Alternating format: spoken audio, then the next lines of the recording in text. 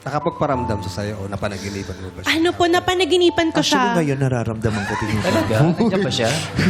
Kaya pala tahimik si Mami Grace. Napanaginipan ko po siya once.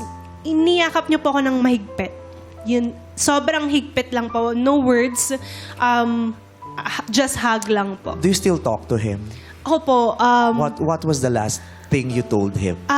sabi ko sa kanya, I think I'm ready. Kasi napanaginipan ko siya before nun po. Ang sabi niya, this time, I let you go. Sabi niya sa akin.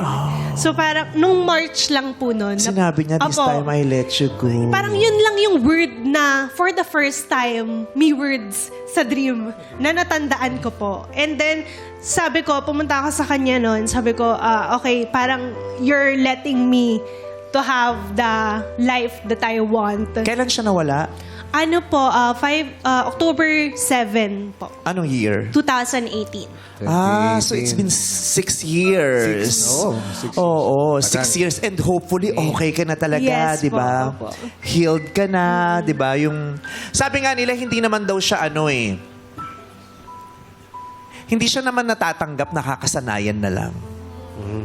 Di ba? Paano mo matatanggap na lumisan yung taong pinakamamahal mo? Hindi mo siya matatanggap, pero nakakasanayan mo na lang yung damdamin hanggang sa hindi ka na nasasaktan. Yeah. Dahil nasanay ka na sa damdamin na yon.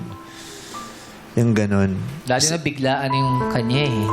Oo, at saka nangyari siya sa isang Special. araw, sa isang panahon na sana hindi siya doon naganap. Yeah. Di ba?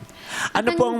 Yes. I was just gonna say, ang galing din ni Jerry na parang hindi siya, you'd never questioned the Lord or got mad. I have to commend you for that because that must have been so hard. Ang hirap-hirap pagdaanan nun. But you held on to your faith. Yung nawala nga lang yung asawa mo, ang hirap na nun eh. Di ba? Yung pa kayang nawala siya dun sa araw na kinasal kayo. Diba minsan kasi nangyayari yun, nagagalit, diba lumalayo ka lalo sa Diyos kasi bakit nangyari sa atin? Oo, yung masasabi mo, Lord, masyado ka namang bilib na bilib sa akin. Ba't ang hirap naman nung binigay mo sa aking assignment? Yeah. Diba? Ba't ang hirap naman nung test ko?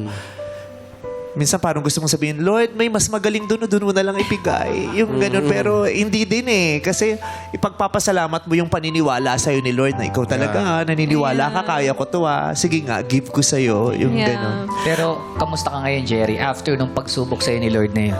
Ngayon po, masasabi kong okay na talaga. Yung process po nung tawag dito, healing ko po. Talagang ako, 2 years ako hindi nag-work. Ang ginawa ko lang po talaga mag-solo travel. Like, umakit ako ng bundok, pumunta ako ng beaches. Pati mo sinasama yung nanay mo pag umakyat ka. Kasi nakaupo lang daw dahil si Mami. Oo. Hindi mo mapapagod. Bakit? Ngayon po kasama- Sumama ka ba ever sa mga rampa niya, Mami? Actually, pag nagta-travel sa ibang bansa, yan siya ang Kasama ko po kasama siya. Oo. Kasi wala na rin po akong father. So, kaming dalawa na po ang tandem. Ano yung best word or best advice na binigay mo sa kanya ng mga panahong sakit na sakit ang puso ng anak mo? Wala. Pag Ang galing, mamahal wala. lang. Teka lang, magpapaliwanag siya eh. Wala. Ay, Umasa papaliwanag ako pala eh. Umasa ako. At iyong akala'y wala ka palang advice. Ano po yung... Pinapakita lang namin sa kanya yung concern namin, yung pagmamahal namin ng pamilya niya. Actually, minsan hindi naman kailangan talaga ng advice eh. Yung nandoon ka lang sa feeling niya, sapat at higit pa. Enough. Yes. Diba? Kasi minsan, magbibigay ka ng advice pero hindi ka naman available. Hindi niya naman nararamdaman ng presensya mo. Correct. Iba rin yung presensya eh. No? Iba talaga yung nandito sila physical. Napakaswerte mo din dahil may pamilya kang ganyan na naging sandigan mo the whole journey ng iyong pag-ibig, sakit at pagbangon. Okay, so now sinasabi mo, you are ready. Yes It's po. been 6 years. Yeah. And He has set you free already. Yes po.